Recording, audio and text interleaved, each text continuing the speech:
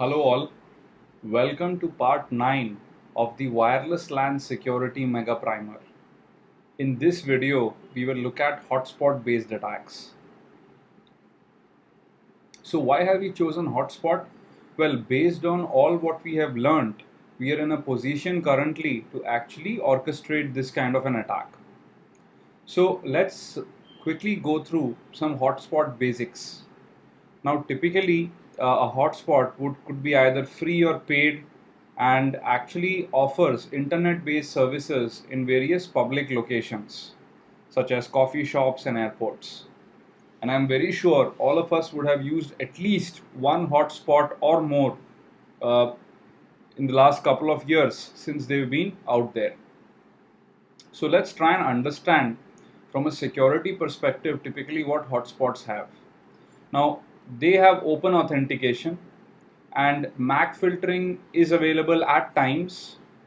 Uh, at the very same time, there is absolutely no encryption, simply because distribution of the web or encryption key is a nightmare when you want to have people sign on automatically. And at the very same time, there are other things such as, what happens if one person leaves the hotspot, then all the keys for all participants would have to be reset, or else that one person could use the key and still get on, or probably even distribute the same key to others. So it's a key management nightmare.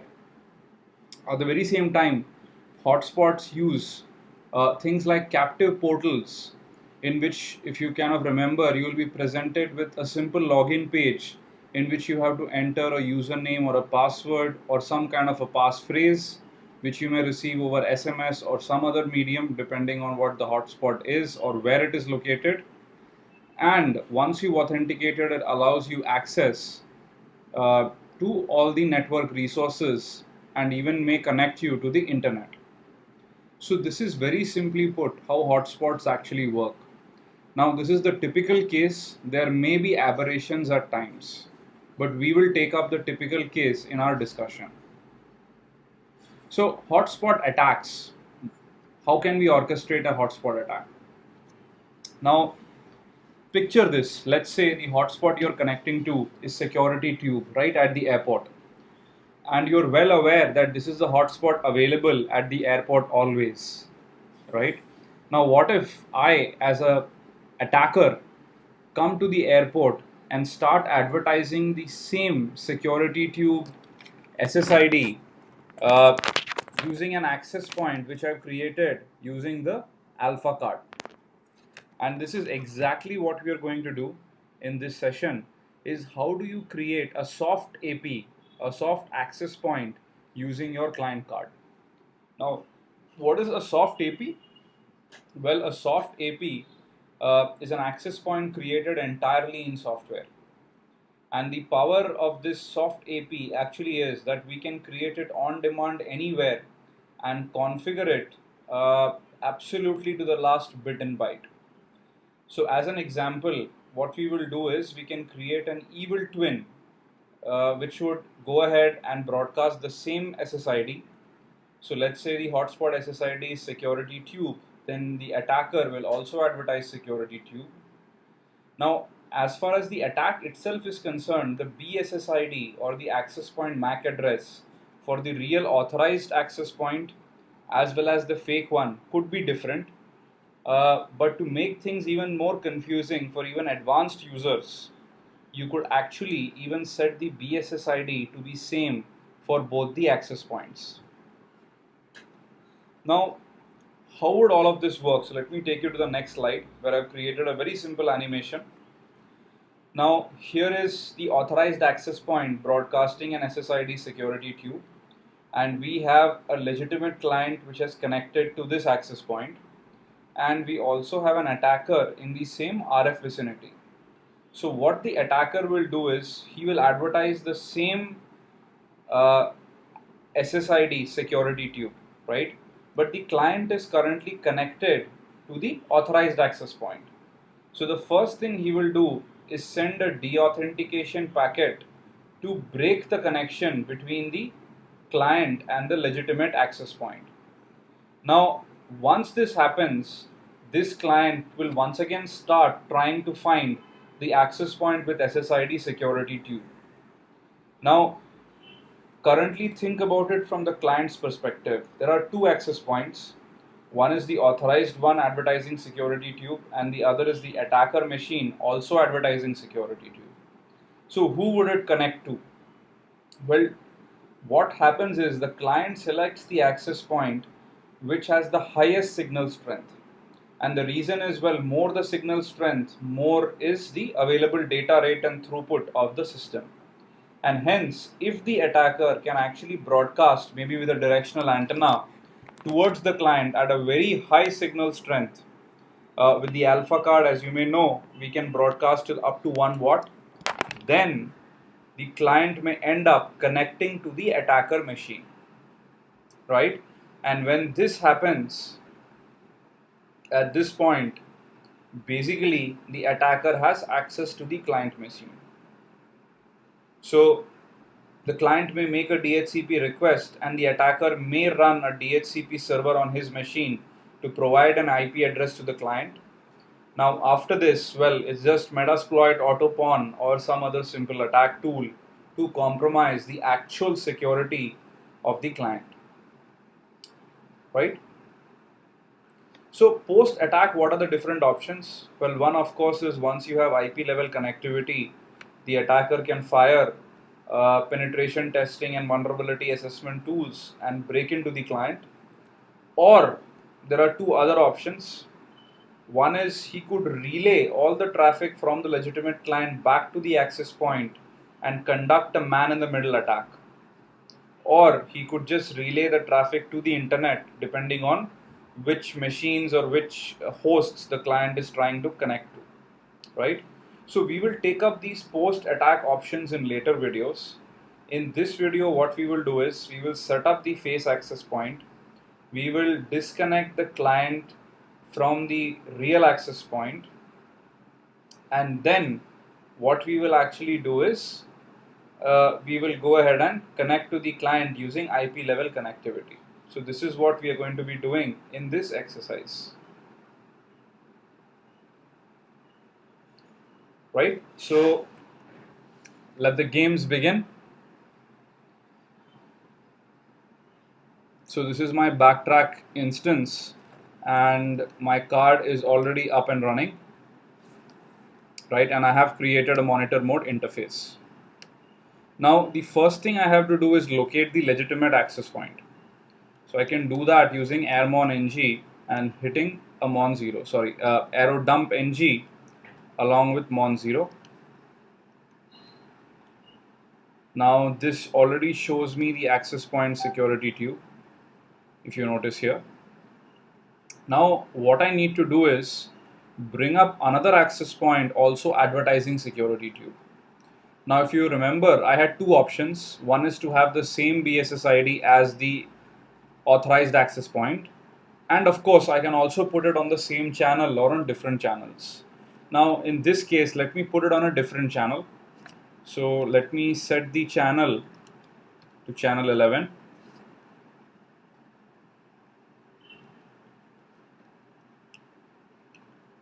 Now we are about to create an access point on channel 11.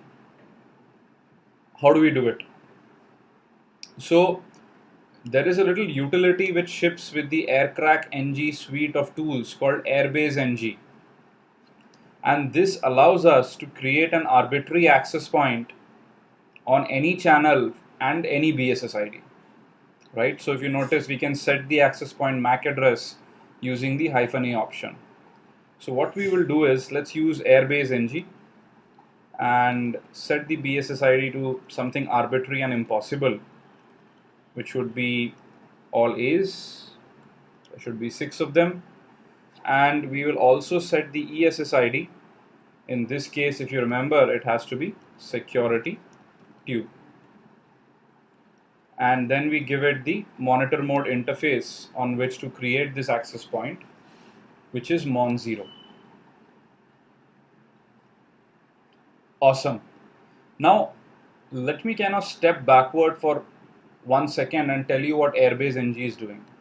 So Airbase NG is actually creating a soft access point on channel 11 for the ESSID security tube, and this access point has the BSSID all A's, right? So basically the whole software stack which is required for an access point is being created by the Airbase NG tool on the monitor mode interface. Now, here is something interesting. When you take a normal access point, well, you actually know that there are two interfaces to it, right? So one is, of course, your little wireless interface, which is accessible over wireless. And on the other side, you have your actual wired interfaces, right? And the wireless interface has one MAC address, and the wired interface has another MAC address. And the very same time, having different MAC addresses for wired and wireless also means there are two different network devices. So the first network device on an access point is of course the wireless interface, which has one MAC address, and the other is the wired side interface, which would have another MAC address, right? So in the case of Airbase NG, we just told you we created an access point, which means there have to be two interfaces, one wireless and the other wired. Now the wireless interface is actually residing on the Mon0 interface and has the MAC address all A's. So where is the wired interface? Now if you notice, there is a little message here saying created tap interface 80. So this is the equivalent of the wired side interface of the soft access point security tube created by Airbase NG. And we can verify that this is an actual virtual network device by quickly doing an ifconfig -a, and you would now see that 80 is also being listed as a available interface, right? Now by default the wired interface 80 is not really enabled, and we can very clearly see here that this is actually the case, right? So what we will need to do now is basically to go ahead and bring up this wired interface or the wired side interface, right? So we can simply do this by saying ifconfig 80 up, and now the interface is up. And now let's go ahead and do the following: is first actually connect a client to the authorized access point. So let's actually bring down our client here.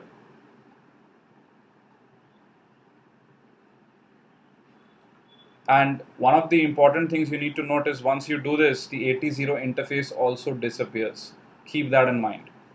80 is created contingent to the fact that actually an soft access point is created as well using Airbase NG. It will disappear the moment you remove that. So let me first connect to the authorized access point.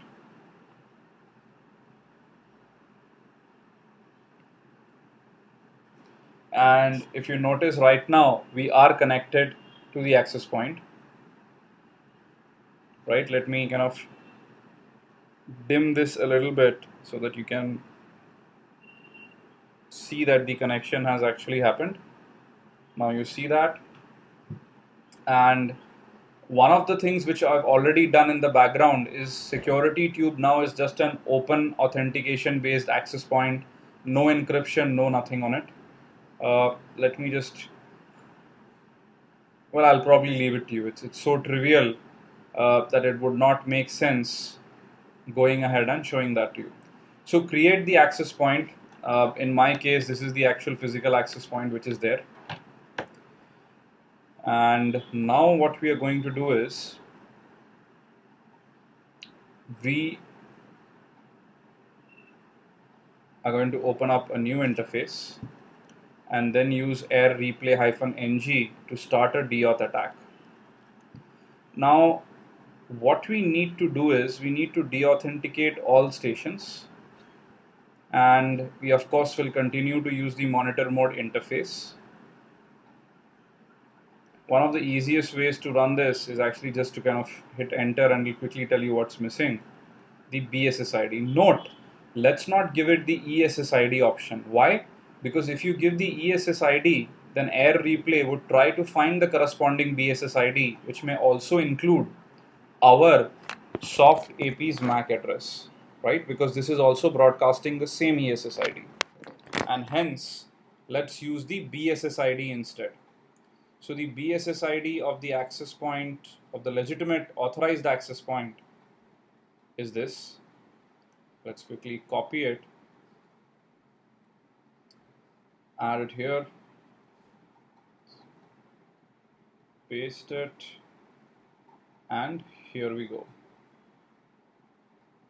So it actually says, well, we are on channel 11 while the AP uses channel 1, right? Now this is a problem. The problem is because at one time the card can only be on one channel, right? Which is a big pain. So one solution would be to actually have two alpha cards. One you use for the deauth flood and the other to create the soft AP. So unfortunately, now we have no option but to actually put the card on channel 1, right? Here we go. And now we can start the deauth flood. So if you notice, the deauth flood has been started. And if I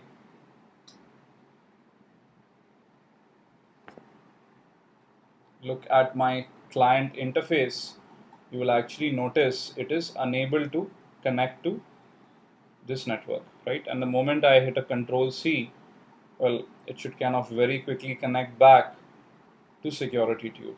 Okay. So now what we will do is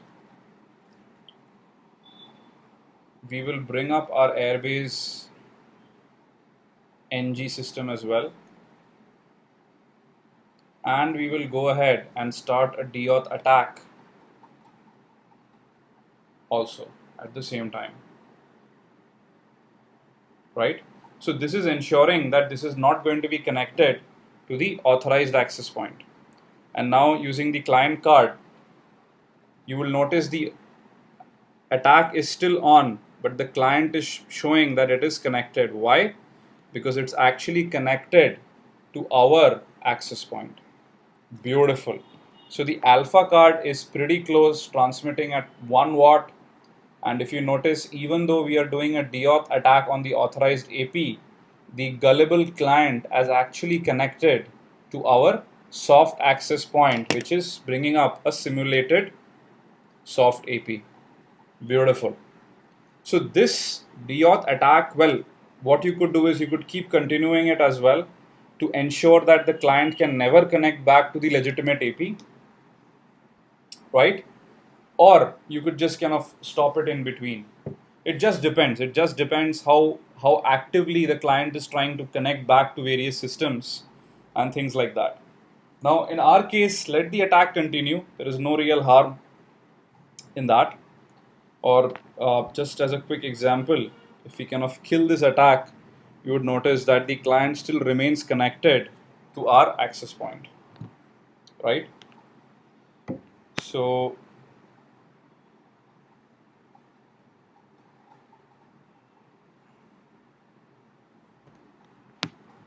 now let's do something more interesting.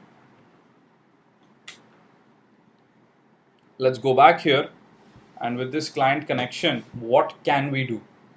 Now, one of the things which we mentioned is that the client would make a DHCP request in all probability. But in this example, we'll not worry about that DHCP request and to create a DHCP server, etc. We'll do something a little bit more interesting.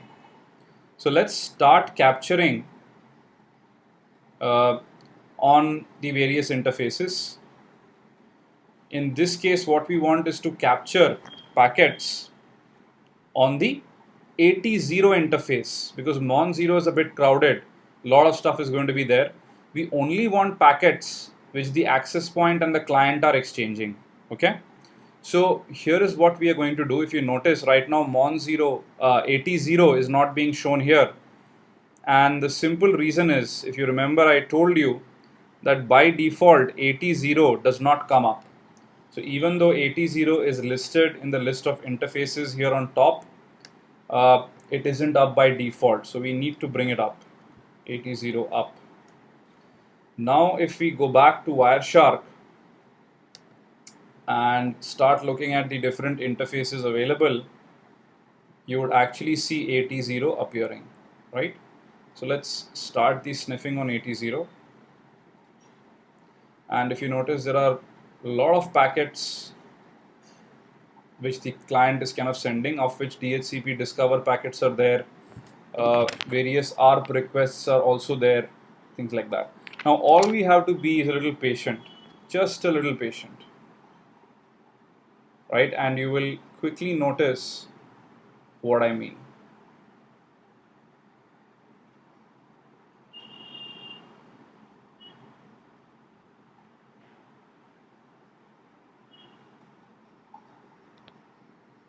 Let's be a little patient and just keep monitoring these packets.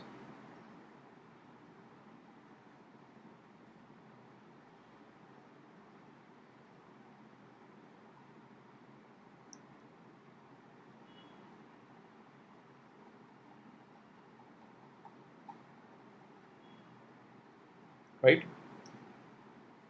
Now, can you tell me what we are really looking for? Awesome, here it is, here it is, here it is.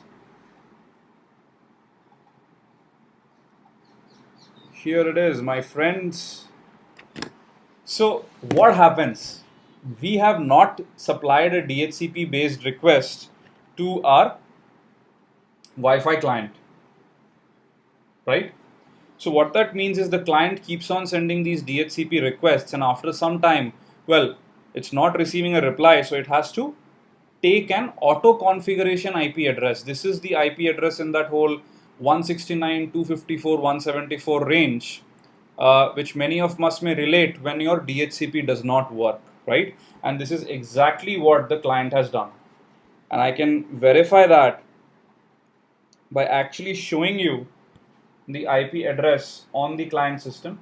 If you notice, this is the exact IP address which you're seeing on the iPhone as well as here, right? Gratuitous ARP packets are being sent to announce that this is the IP address the client has taken. Beautiful. Now here is what we are going to do. We are going to go back here, and I'm actually going to take an IP address in the same range as the client. So what I'm going to do is 80, let me assign an IP address, and let's say 169.254.174.227 was actually the iPhone's MAC address. Let me take up 226. Let me just quickly assign a net mask for the heck of it. And here we go. So now let's actually try pinging the iPhone and see whether it responds.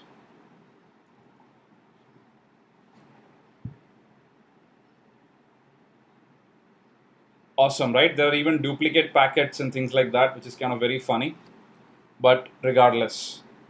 So here is what we are going to do. Well, by the way, this is an interesting find. I could probably use it to figure out something related to fingerprinting. Anyway, so we are now able to ping. Connection seems lost. Let me put my iPhone back on once again.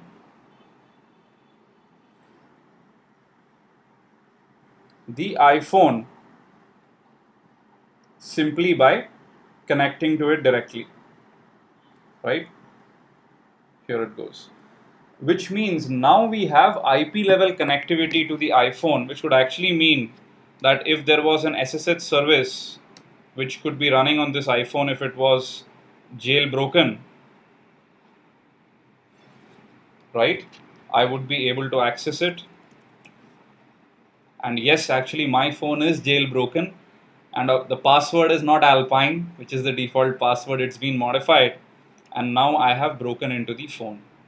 Awesome, right? Well, I wouldn't really say broken into the phone. I know the password, but if it was a general iPhone jailbroken by a non-tech dude who may have forgotten probably to change the default password for SSH, then yes, I could have broken it. But the fact remains that I can now run all of my Nmap and Metasploit tools to actually break in to this remote computer and do a further penetration test, right?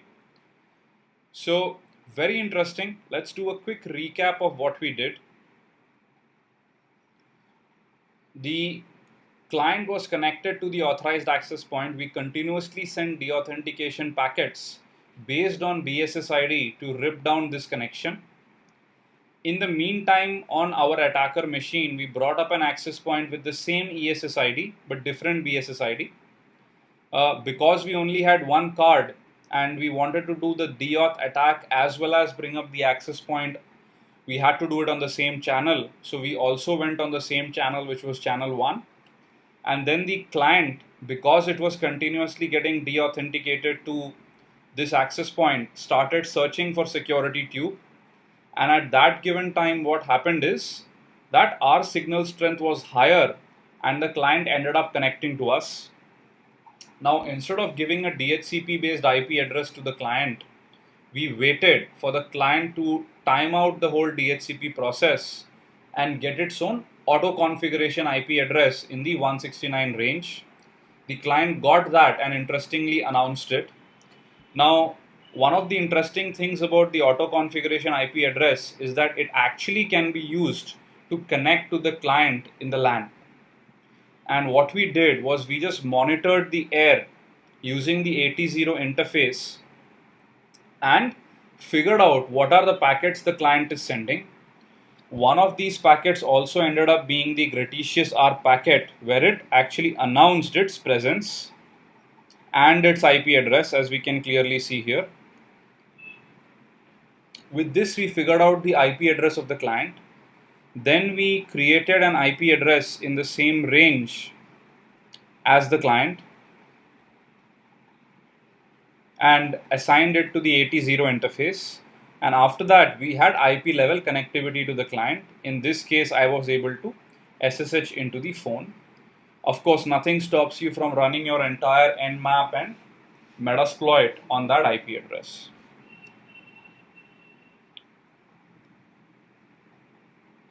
So this is how you can conduct a very simple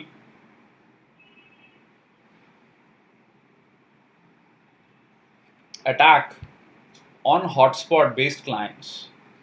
Now the advanced level of this hotspot attack is to the man in the middle attack, do transparent relaying, capture passwords and things like that, which we will take up in a subsequent video. I just wanted to break up the complexity of the problem into manageable chunks.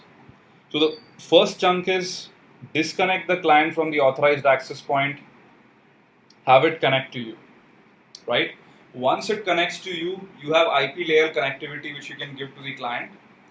And once that happens, well, any packet which the client is sending or the client is receiving is something you can scrutinize using the AT0 interface. Well, that's all for this video. Hope you enjoyed it. Hope you're trying out all of these attacks. I've already seen a lot of comments where people have bought their cards and trying things out. Absolutely great. This is exactly what I wanted. So leave your comments behind, any questions, any doubts you may have, and I'll try my very best to answer. And that's it. See you. Bye-bye. See you in the next video.